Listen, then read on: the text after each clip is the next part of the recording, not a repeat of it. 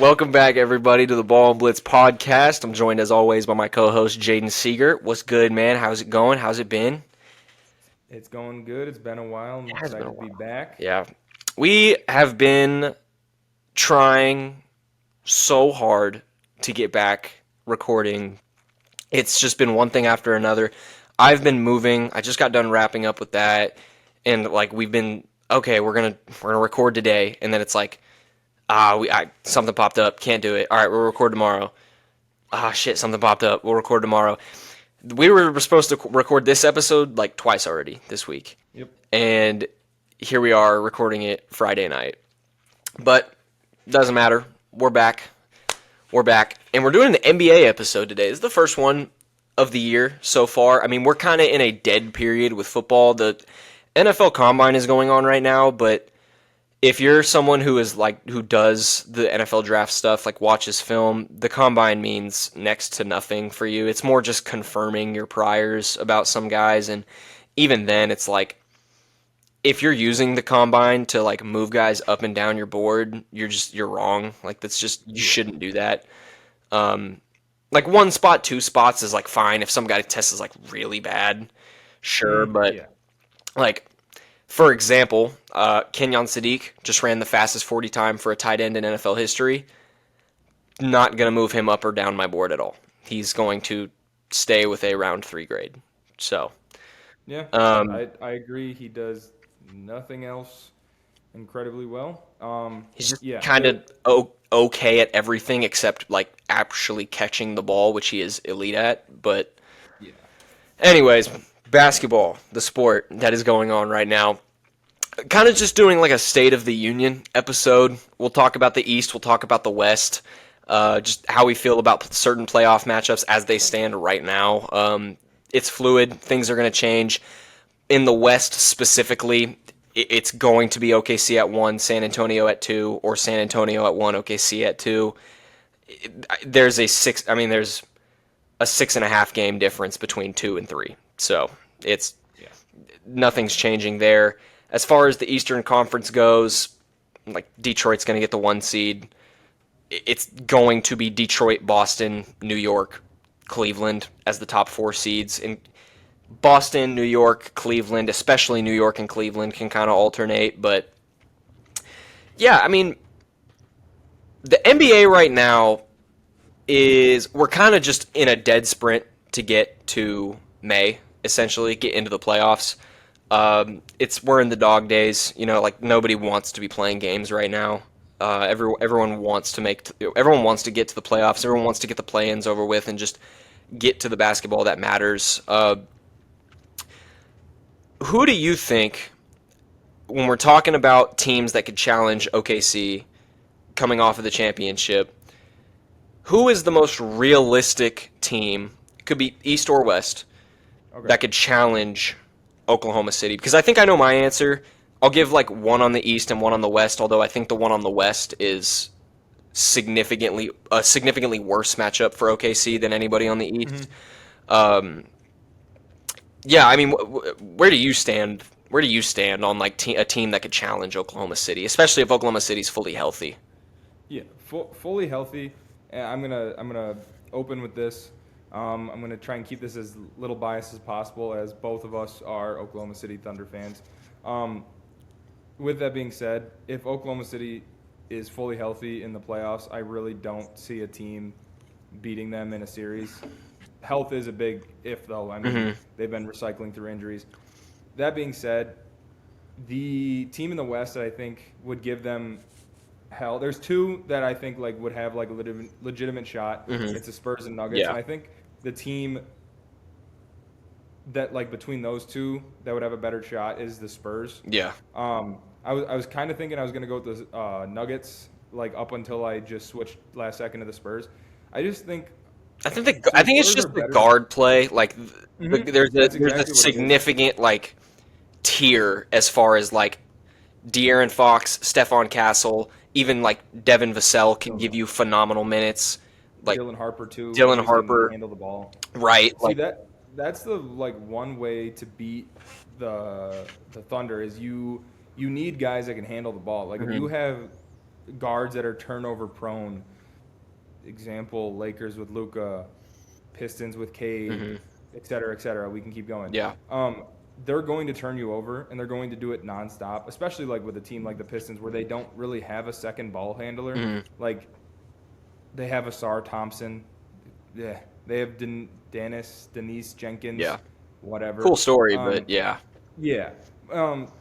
Especially, yeah, with one ball handler and them being turnover, they're going to turn you over. But with the Spurs, which is why I lean them over the Nuggets, they have 4, 5 guys that can bring the ball up the court, can one-on-one go get themselves a bucket in a half-court set, like when the shot clock's going down. And there's no other team in basketball Hmm. that has that, including OKC. OKC doesn't even have that. Yeah. And I just think that's like, I don't think it's a bad matchup for OKC because I don't really think there's a bad matchup that exists for OKC. It's like as bad as you can get. Yeah. Yeah.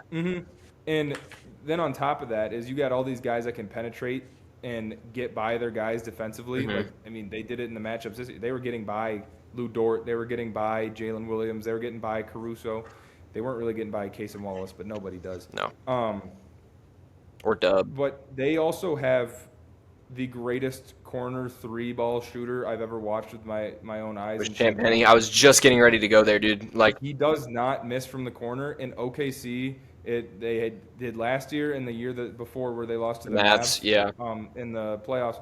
The reason they lose games and the reason they lost in the playoffs to the Mavs 2 years ago, they cannot guard the corner 3 at all. They overhelp on occasion, which is really weird when you have that great of defense. Like, you should be like, I trust you. I'm not going to overhelp, and then I'm going to stay on my guy sitting in the corner. Whatever reason it is, they can't do it. They Yeah. give up open corner threes nonstop, and the Spurs don't miss those at all. I just unrelated. Boston is beating Boston is beating the Nets 106 to 147.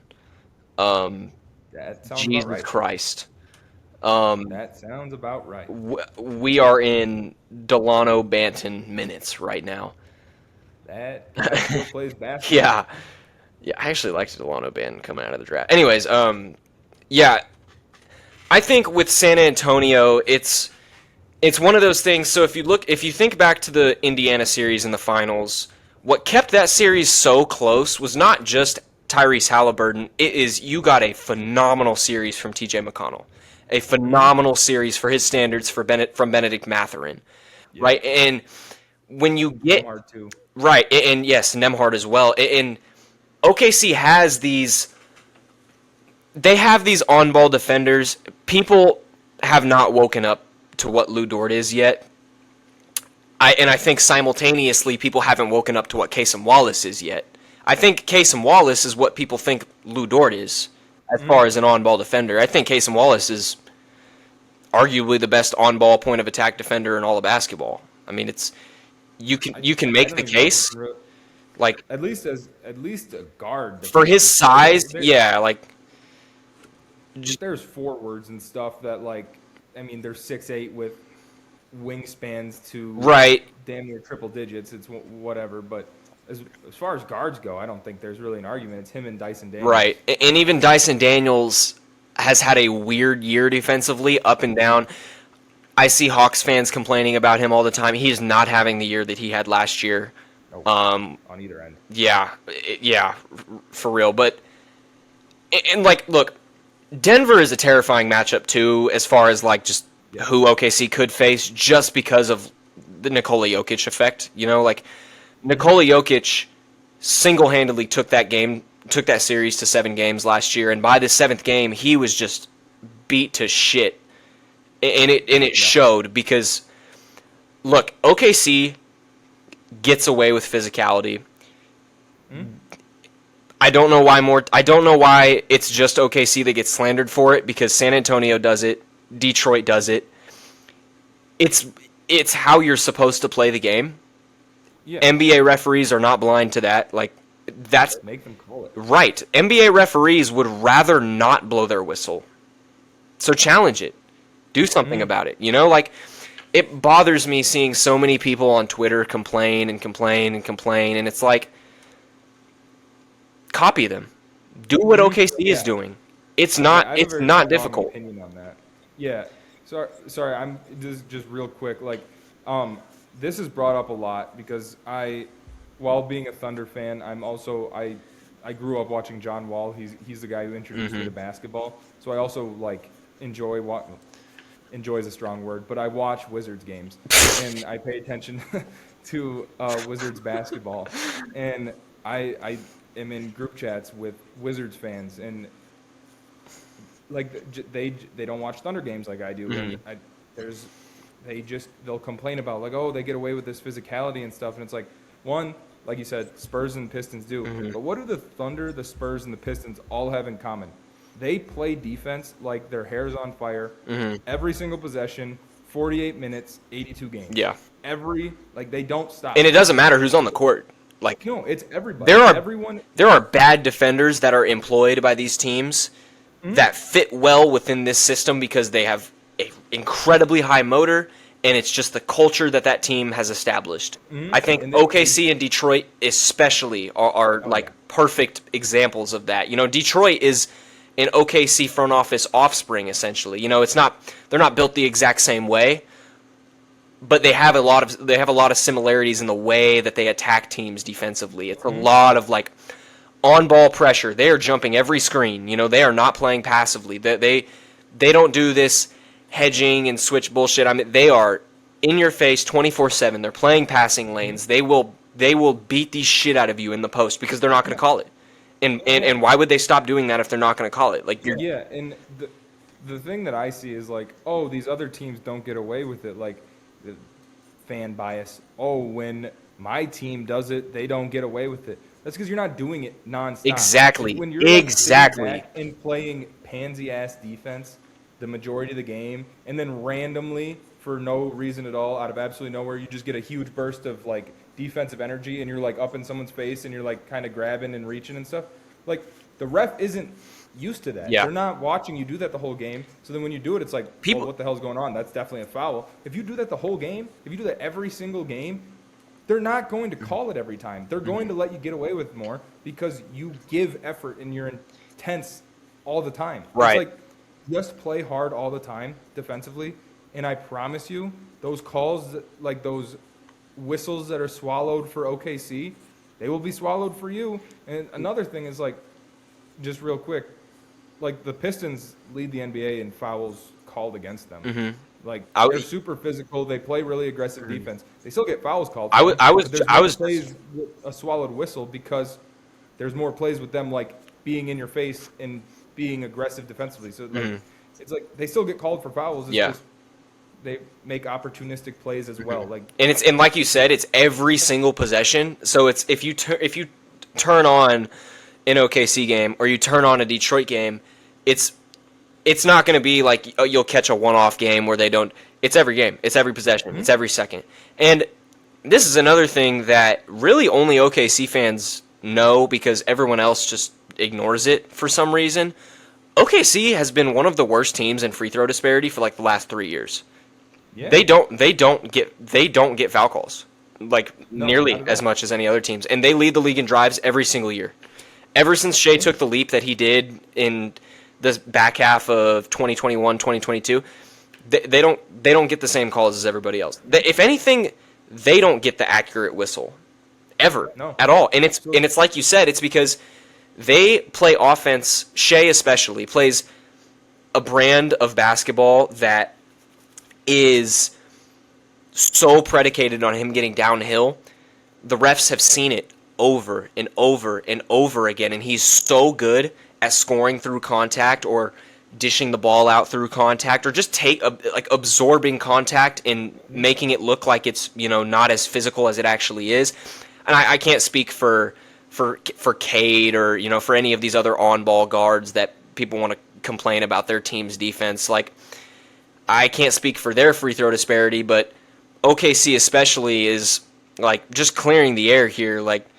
Yeah, they foul the shit out of you on defense. Why do they do it? Because they've been doing it ever since Mark Daigneault was hired. This is and I guess it's not technically a foul because they don't call it, but refs watch film the same way players and coaches watch film. It's the exact same shit. If you watch interviews with them, They watch the game the exact same way coaches and players do.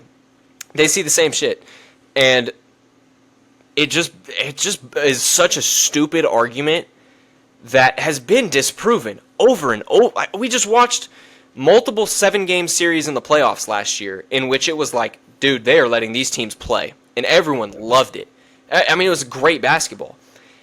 Why don't more teams do it? You should be getting mad at the teams that aren't playing defense that way because they are poorly coached. If you are not, I don't even know what kind of defense to call it. If you're not playing this like blitzing defense in today's basketball, you're a dinosaur. You're behind, you know? Like, and there's a reason Detroit is the first seed in the East by far. There's a reason OKC and San Antonio are so far separated in the pack in the West. Like, there's a common denominator here. Like, those are the 3 teams that play the most physical brand of defense in all of basketball. And then another example, lesser of the Rockets right now, can't put a ball in the basket to save their damn lives, and they're the 3 seed in the West. Exactly. Like, they physically cannot score. They employ Alperen Şengün, who sucks at basketball. Yeah. They employ Reed Shepherd, who sucks at basketball. They start Josh Okogie every fucking game, and that's insanity. they're 3rd in the West. Yeah. Because they play like that. Like, it just drives me nuts. Yeah, Like, you have a primary on-ball scorer in Kevin Durant who is seemingly going to be a 25, 26, 27 point per game scorer until the end of time.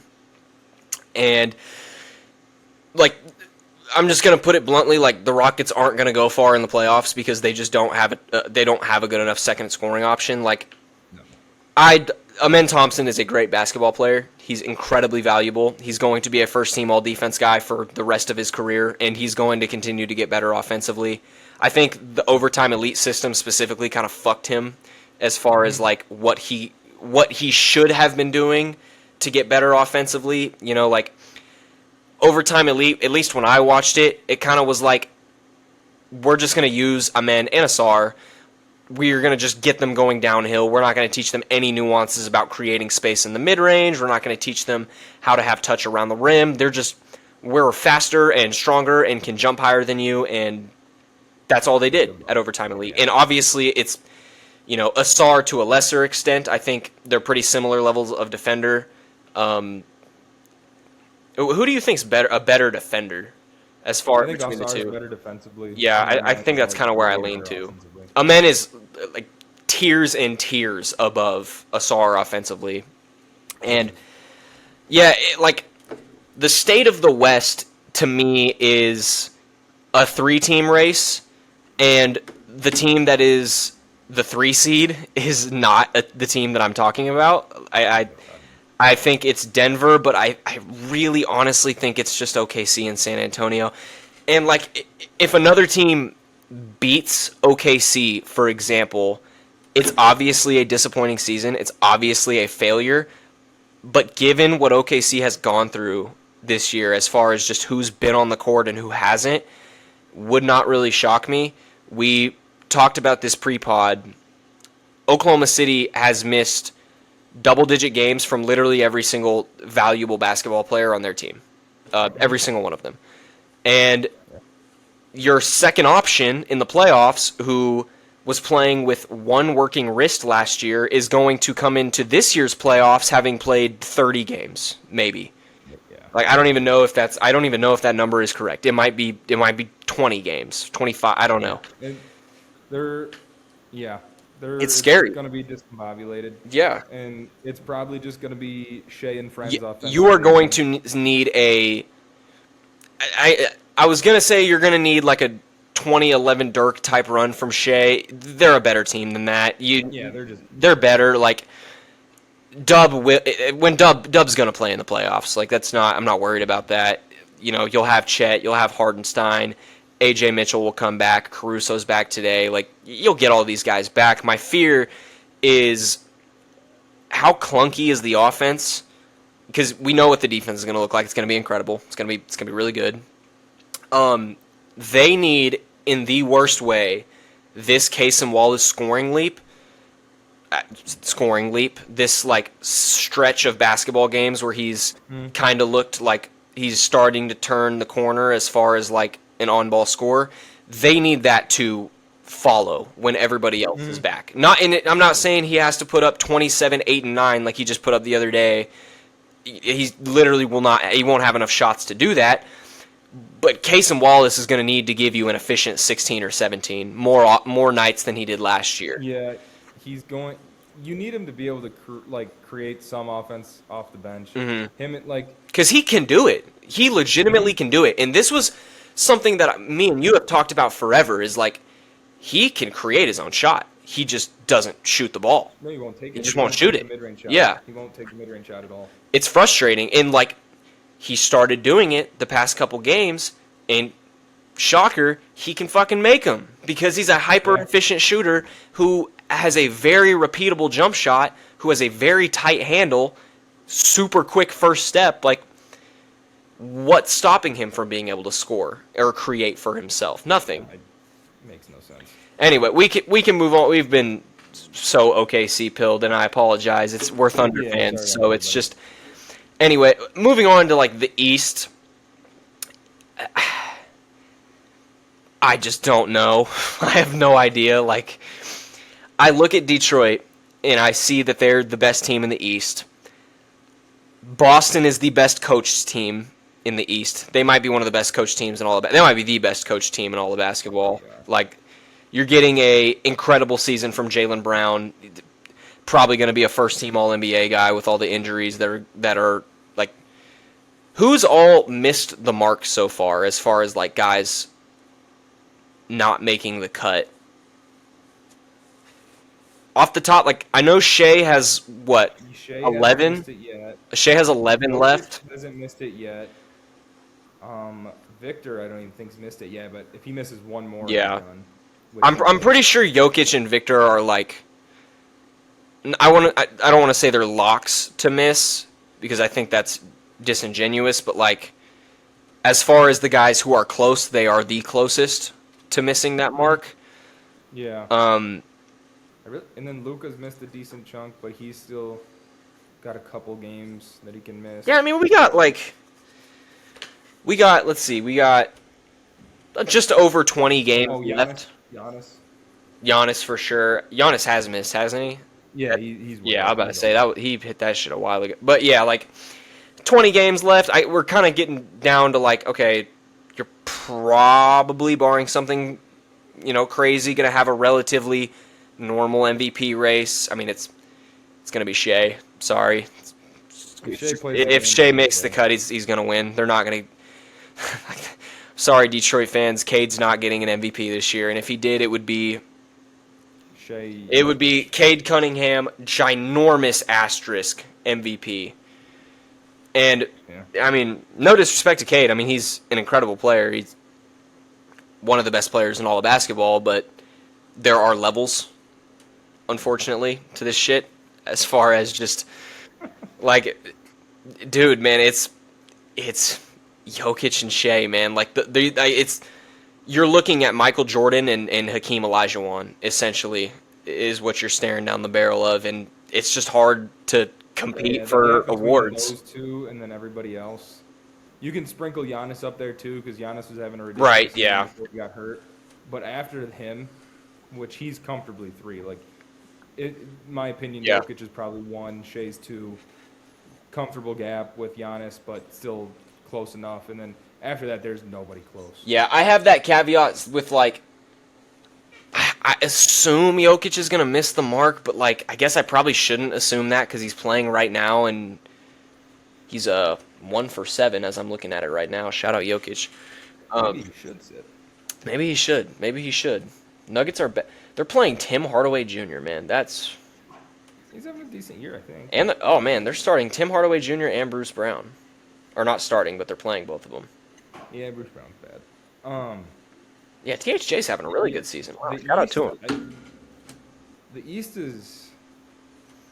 See, I just don't know what to make with the whole Jason Tatum thing. Like, if Jason Tatum comes back, who's to say like he's even like he might not even be a shell of himself. Like he might just be completely not ready. If I'm Boston, like why? Why even risk it? You know, like Yeah, I don't. unless the medicals are like, okay, he's 100% good to go. If he gets hurt again, it's completely unrelated Completely to his separate. Yeah. previous injury. Like, then I would get it. But like, if there's even, I mean, look at what just happened with Indiana, man. Like, Tyrese Halliburton should not have played in Game 7, but it's Game 7 of the fucking finals. He's obviously going. He was never not going to play, and Mhm. it didn't work out for them, unfortunately. And we probably got robbed of an incredible Game 7. But yeah, man, like if I'm Boston, I think you should just rely on knowing you have one of the three best head coaches in all of basketball. You're an incredibly disciplined and just well-run team. Don't make a lot of mistakes. You have a lot of good defenders on the team. You have Jaylen Brown, who's, I don't know if this season is more circumstantial to just he's the guy, or if this is a genuine leap. I guess we'll find out when Jason Tatum comes back next year or in Probably the a little bit of playoffs. both. I don't, and like then there's the New York side of it and the Cleveland side of it. I don't know. Like I just think the East is going to beat itself up to the point where like whoever even makes it out of the East is like, does it matter? They're just gonna roll over Yeah, like anybody. Like I take the Thunder against any of the four. I would take the Nuggets against any of the four. I would take the Spurs against any of the four. I mean, I would almost shit. I'd probably take the Timberwolves over any of the four. To be completely honest with you, yeah, the Rockets. But I'm not worried about that because the Rockets won't make it that far. yeah, like I kind of feel the same way about Detroit as I do Houston as far as like they'll keep you in every single game. Because their But defense I is don't bad. think they can win. You know, like every single game No, I they don't. can win games, but like in my head as I'm watching the game, I'm not going to be actively thinking like, okay, Houston has the shot makers to close this out. Detroit has the shot makers to close this out. I just don't believe that.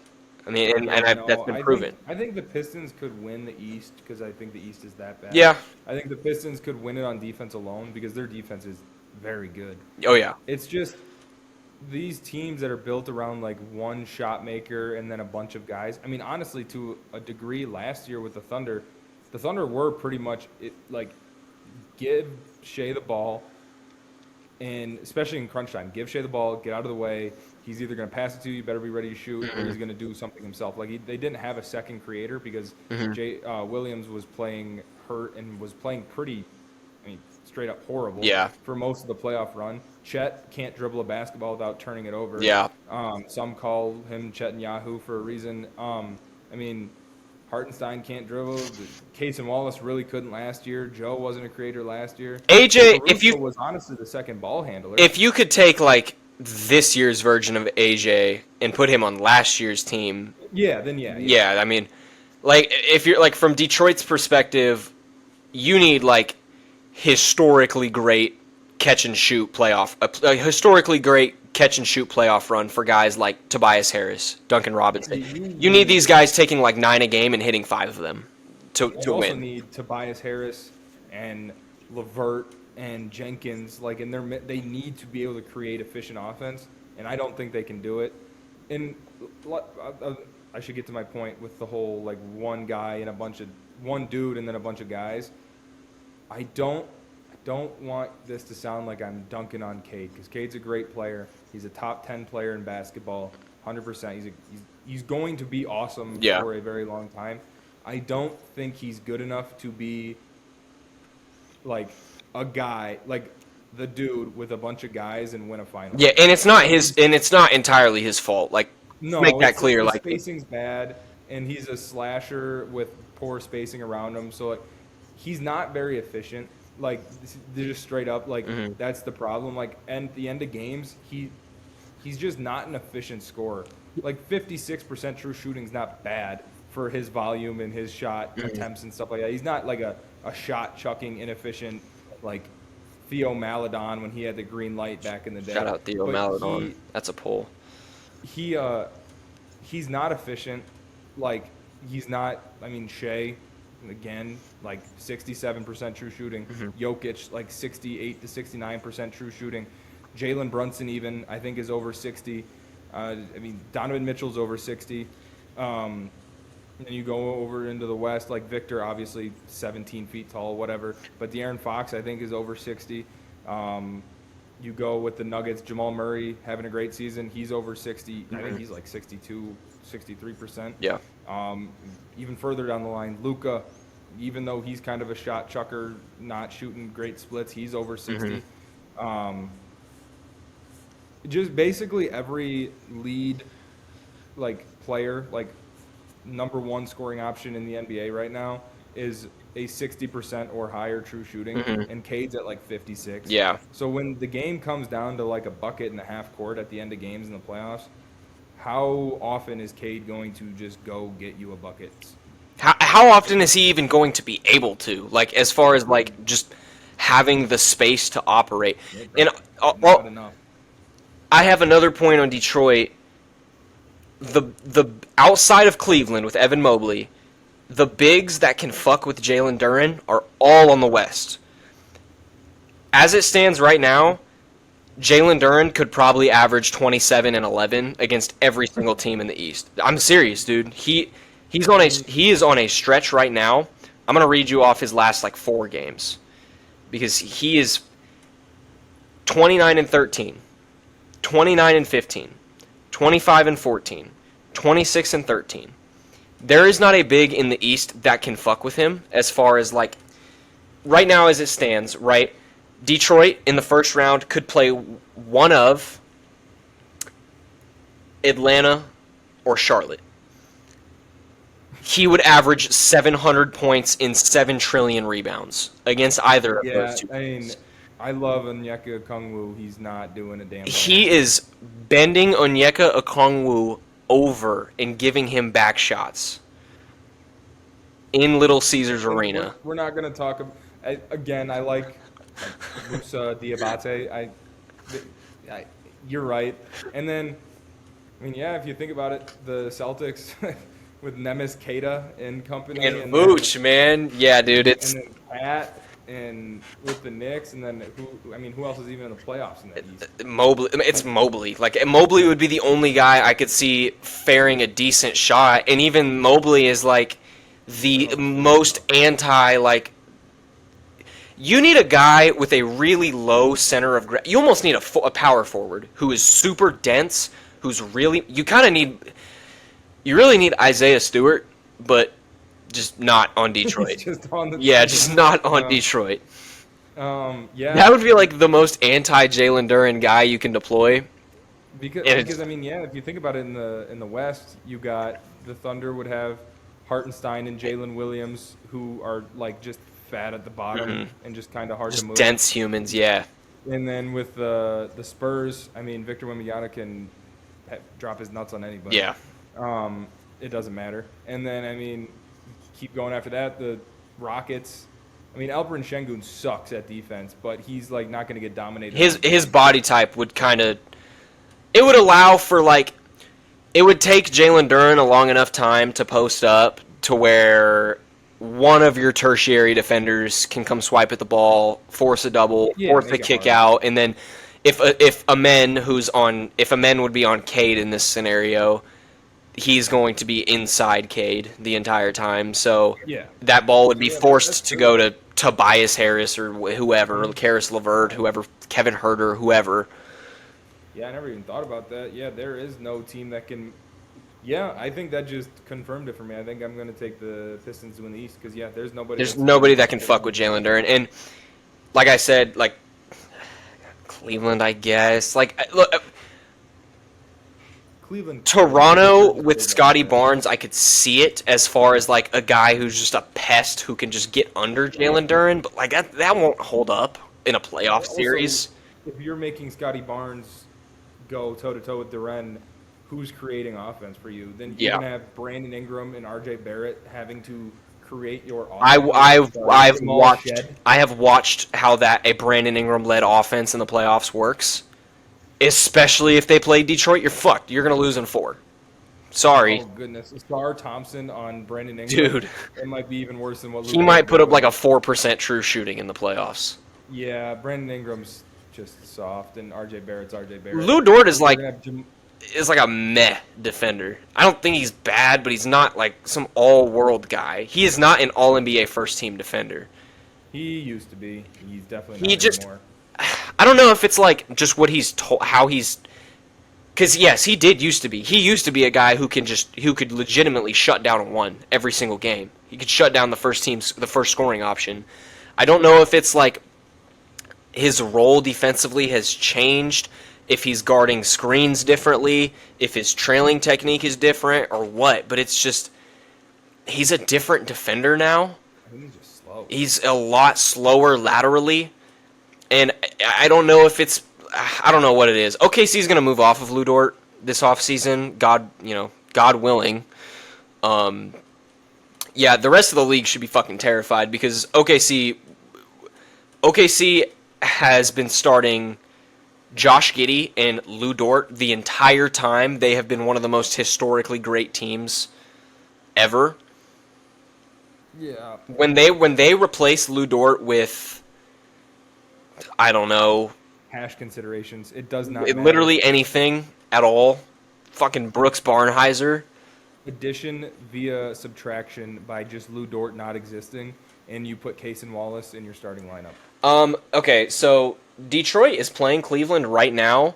Jalen Duren has 33-16-3 with 3 blocks. Is that game not over yet? It's about to be. It's in OT right now. Cade has 25, 10, and 7. Ooh, good Asar Thompson game, though. 18, 7, and 5 on 7 of 10 shooting. Yeah. OKC's getting belt. Yeah, they are. Yeah, they are at home, too. It's a good thing I'm not watching that fuck-ass game. Do you want to talk about some prospects? Yeah, we can get into that. Dive right. into it for the last couple minutes. All right, I don't really have like a structure to this. We are still so early. I guess we're not super early in the process. We're about like halfway through as far as like I can't watch you can't watch like film on these guys. You kind of just have to watch the games and, rewatch the games over and over and over again, which kind of makes watching film on basketball a little bit tougher in my opinion because you can go find an all-22 cut-up of exactly who you're looking for and then like skim through the plays that you see he's not involved in. With basketball, it's like you got to watch every single second and you're analyzing literally everything. Mm-hmm. So, there's a lot more nuance to scouting basketball players. I personally think I'm better at scouting basketball, scouting the NBA prospects than I am the NFL, just for the sheer volume of guys in the NFL, like in the different amount of archetypes that could work at every single, all 22 positions in the NFL, But we kind of share the same consensus opinion on the top 4. I'm like DP is going to be one for me. I'm not going to really think twice about it. I mean, he's just amazing at everything. I don't give a shit about the games played. I understand how that would be a concern, but to me, he's just so far and away. He's like, to me, the guy who is the most elite with the least amount of questions as far as like on the court when they're playing.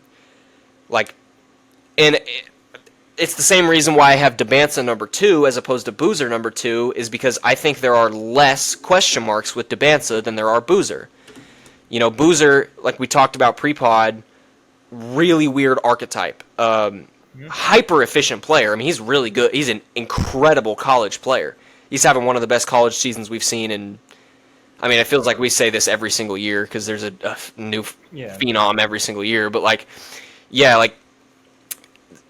6'9", 4", who's not quite quick enough laterally to guard 3s, not quite lanky and tall enough to guard 5s. If he shoots, and I shouldn't say if he shoots, he can be like. There's a world where he's not a crazy good shooter and he's still an all-star because we just saw Paolo do it, and I don't want to make that comp because I think I made the Al Horford comp. I think he's more Al Horford than Paolo, and people are going to hear that and think that's derogatory, not remembering how good Atlanta Hawks Al Horford was. He was incredible. Mm-hmm. Made multiple All NBA. He's a great player. And then Caleb Wilson 4. I just think those are the top 4. And I'll argue if you have DP, if you don't have DP at 1, but like really any order of the other 3, Yeah. it's kind of whatever. So I'm the same way. I have Wilson over Boozer for And now, that's fine. um, Yeah. and it's back and forth nonstop. So DP I have one. I think him and Debansta have like a similarly like high ceiling. Like Hmm. I think their ceilings are They can pretty. be 1A on championship teams. Yeah, Yeah. 100%. I just think Darren Peterson, like the worst case scenario for him, like other than him flaming out because he's a loser and like quits on his team, which I Yeah. don't think will happen. I think he's I just think it's just such a a stupid college. kid that he doesn't care. Yeah. And I think that I don't think that'll. This has happened before. Like there's been college kids that think they're bigger than the program, Hmm. and then they go to the NBA, figure out they're not, and then Hmm. it's just a non-issue. Exactly. I think that's what's going to happen. Um, but the with DP, like he's just going to be a great scorer. The dude is a movement shooter on top of being a great ball handler, on top of being able to slash and finish at the rim, on top of being able to stop on a dime and hit a mid-range shot, on top of being able to navigate screens and hit floaters and And like he does that's before you literally even as a get to him scorer. being an all league defender, an all world defender at his position. Mhm. Yeah, he's super athletic and super good defensively. Gets in passing lanes. Like he's had some defensive lapses this year, which again is It's the and whole it's motor so thing. yeah, it's so hard to be like, all right, you don't want to just throw that out the window because we think this guy doesn't give a shit about college basketball. It's why they need to just get rid of the one and done rule. Like it's not even going to come into effect every single year. There's going to be years where nobody declares out of high school. Hmm. Or there's going to be years like this year where it would be DP and that's it. Nobody else Hmm. has a. I mean, maybe you could, maybe AJ, I guess, maybe Maybe Devanska, Boozer. yeah. I Because like, No, Boozer would have had to go to college. yeah, But like even the people that like Boozer before the season, no one thought he was doing what he's doing right now. everyone knew like AJ, the athlete, could play in the NBA right now. I don't Hmm. think people knew. Like, I didn't think he had this level of on-ball scoring in him, like right away, I this didn't think he early. had the And I feel the same creative. way about Caleb Wilson. The Caleb Wilson game against Duke is just some of the best film you'll watch as far as like a dude at his size who plays with that much effort, who can score that effortlessly in so many different like such a pretty jump shot, navigates the rim really well. Obviously an incredible defender, obviously an incredible motor. If you've heard his story, like he gives 100% effort every Hmm. single play. You know, That is it's the why I VJ think Edgecombe thing from last year. yeah. That's what separates him from Boozer for me. I'm not saying Boozer's a bad motor because he 100% does not. No. But so I'm It thinking so just like looks DP different. like what? The motor just looks different because just the way Yeah. they're built. Yeah. Yeah, it's just and so like DP I just ceiling super high, floor super high. He's going to be a great scorer, he's going to be a good defender. AJ Debansta unbelievable ceiling. His floor is like an athletic 3 and D wing Hmm. with like some on-ball chops. That's like floor whatever. Yeah. Very good. So there's a tier gap after that for me. Yeah. And so the reason I have Wilson 3 is so I'm thinking this do when I watch these guys play, I don't think either of them are going to be a number one on a championship level team. Hmm. I don't see it at all. Um, I don't see either of them being a productive number one on really any team. Like I mean, Boozer could go be a Bulls or Orlando Vucevic on a 8 seed that's bounced in the first round every year. Like that could happen. And Caleb Wilson could be like a watered down, or maybe not even watered down, maybe just like a athletic Pistons Blake Griffin where they get bounced early in the playoffs Hmm. every year too, whatever.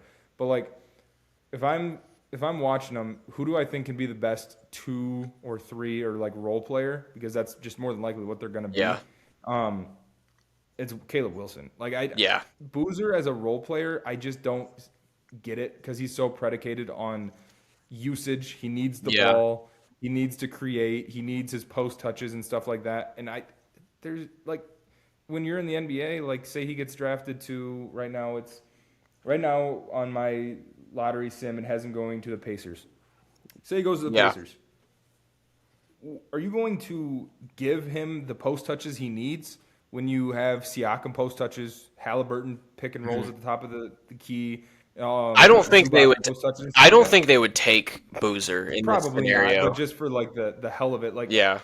what are you going to give him the post touches he needs to be effective, or are you going to take the much more efficient style of offense of give Tyrese Halliburton or Pascal Siakam the ball and do it that way? You're going to Mhm. give it to Halliburton Siakam. Right. Or say he goes to the Wizards. Are you going to give him the post touches there? Or are you going to have Trey Young, Anthony Davis pick and rolls or pick and pops? And same thing with Alex Sark. You're going to do the Trey Young pick and pops and Mhm. stuff. And it's like, if he's not the one, what is he? I don't.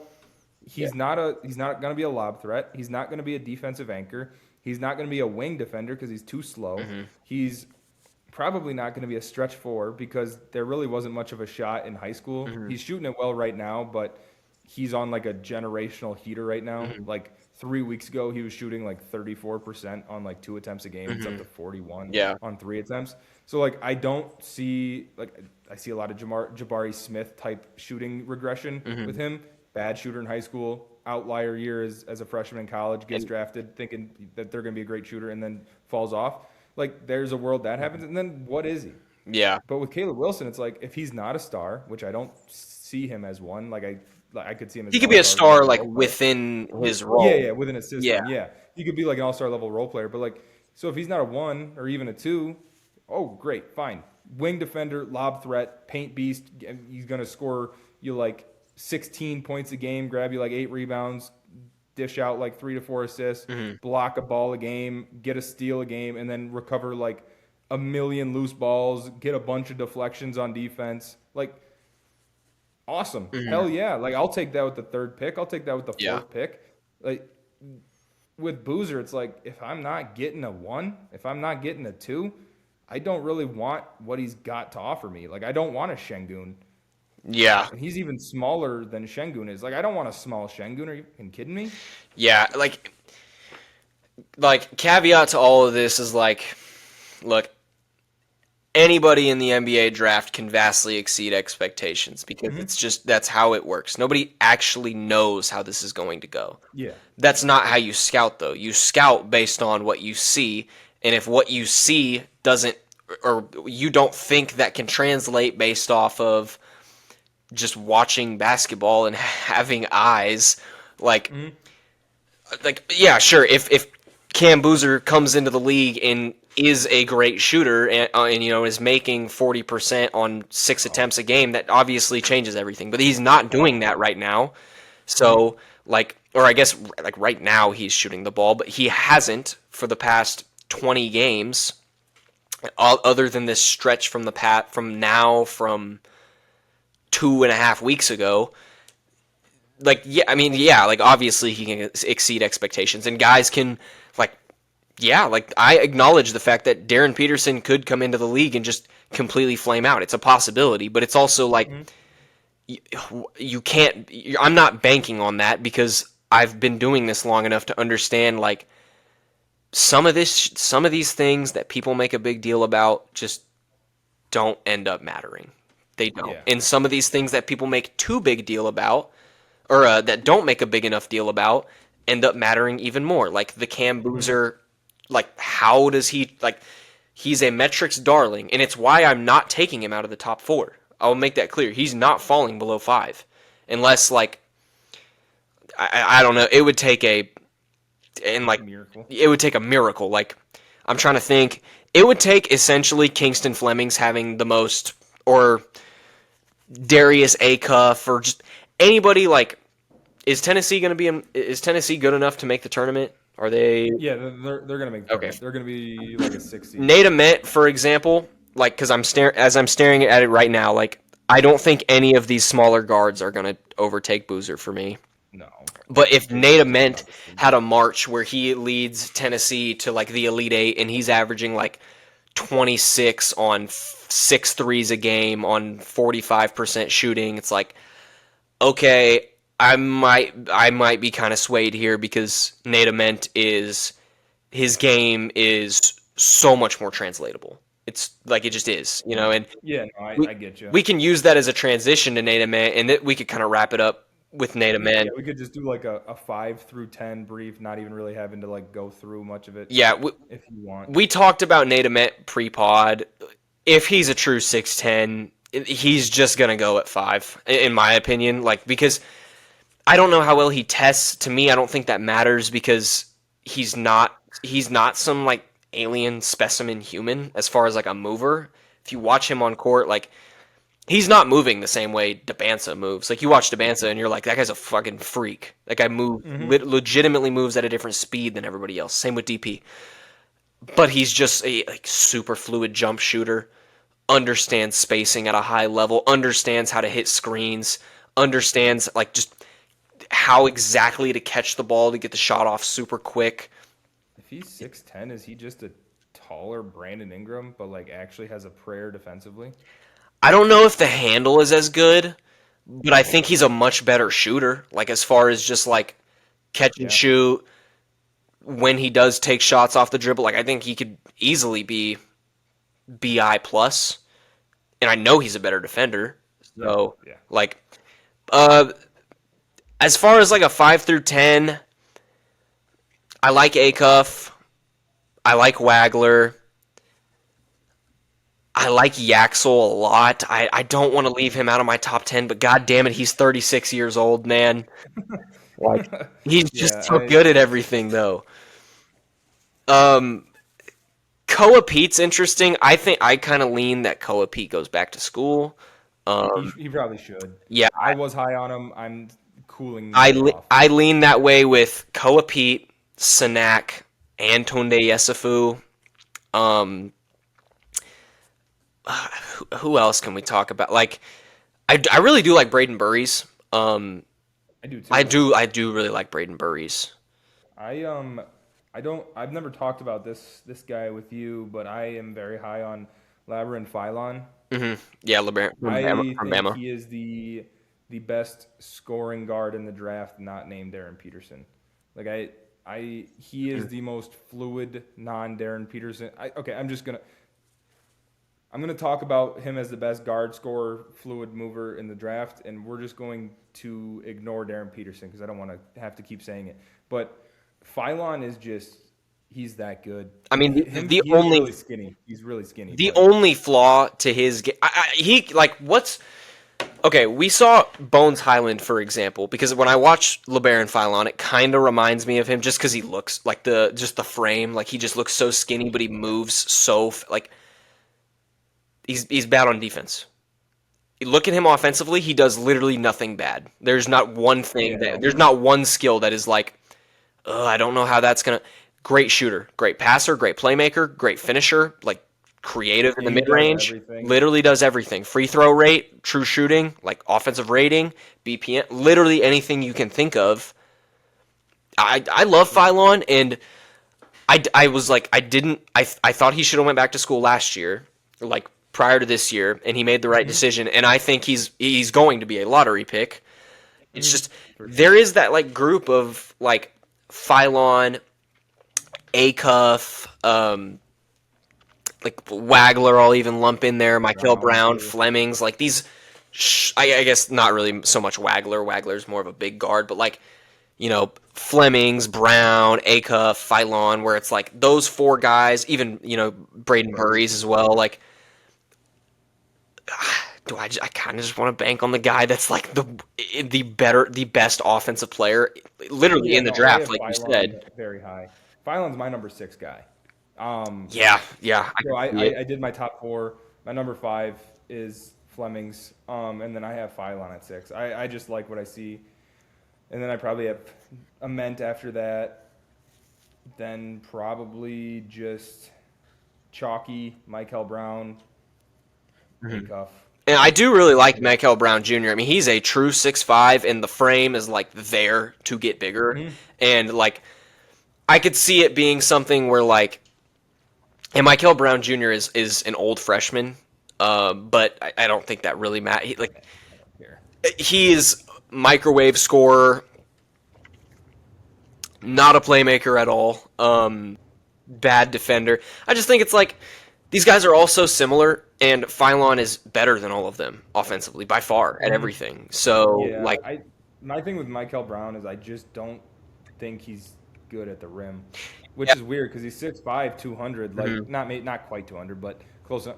Like you should be able to finish at the rim with relative ease Mhm. at that with that frame in college if you're going to be a potential top 5, top 6 pick. Yeah. And I just don't see it. Like maybe the numbers just tell me I'm a moron, but Mhm. when I'm watching games, like I was watching the game against I think it was UNC the other day, without Caleb Wilson Yeah. and with an injured Vensar or Vasar, yeah. whatever. Henry Vasar. Yeah, I like him too. he was playing banged up, Mhm. and he was getting to the rim like constantly, Mhm.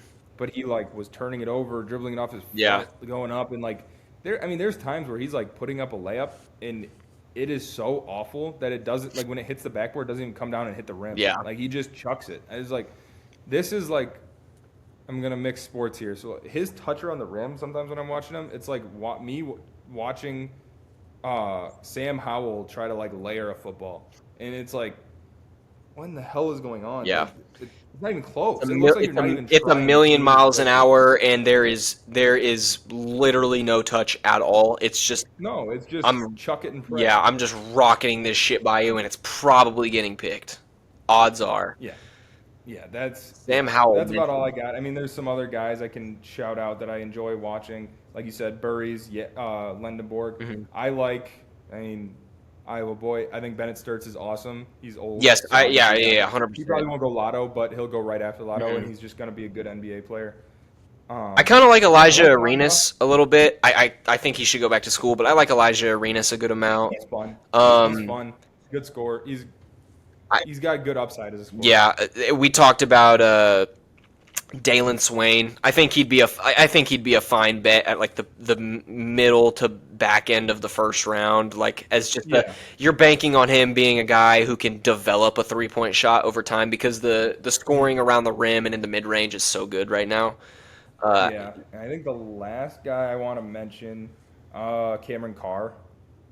Cam Carr, He's a yeah. little older, but he is a very good shooter, Mhm. very solid defender, very good finisher. Like I think he's going to be like a perfect role player. Cam Carr, yeah, I like Cam Carr. And last guy I'll bring up, Malik Thomas is mocked to the Nets at 41. If that's his range, he's going to go back to school just naturally, and I think he should. And just a super deep true freshman class this year. Like, He's a freshman. yeah, Malik Thomas is a true freshman. Why is he going 41? Is he like? It might just be Tankathon hasn't updated yet. Is he I bu- like super small? He's 6'5". It says 6'5", 185. He's lanky. And he's not as good of a defender as you would like him to be. But good assist to turnover ratio, not very efficient either. It's why he should probably go back to school. Like just being real, he I've just probably seen some should. names. It I've like just seen some names that he's by right now, like yeah, I know. Sergio De La Rea, Merez Johnson, Malachi Moreno, Ibuka Okori, like Ade Mara. Those are all Amari Allen. Those are all guys above him. No. Yeah, no, like It's just no. Richie Saunders out of BYU. Like sure, man. Yeah, I mean, just like for example, like look how well it worked out for your own teammate, like Darius Acuff. I mean, this guy was kind of within the same range last year, like end of the first round, bordering second round. He's gonna be a lottery pick now. It worked, you know. I think that's what he should do. I don't have anything else. If you want to wrap it up here, Nope, we can call it good there. it was a super fun episode. I love talking basketball. Never really get the chance to because football's been on for the last 6 months. So Yeah, so more basketball episodes probably coming soon. For sure. We'll dip into NBA or not NBA, NFL like draft stuff, but then we'll also make sure we get in our NBA stuff, like just updating stuff on everything that's going on 100%. around the NBA. we're gonna get back to the 2 episodes a week. Probably just do NFL, NBA one day. Yeah, that makes most Yeah, sense. that's kind of how I would like to do it. But yeah, anyways, appreciate y'all for tuning in. As always, I'll catch y'all in the next episode. Hell yeah, have a good one.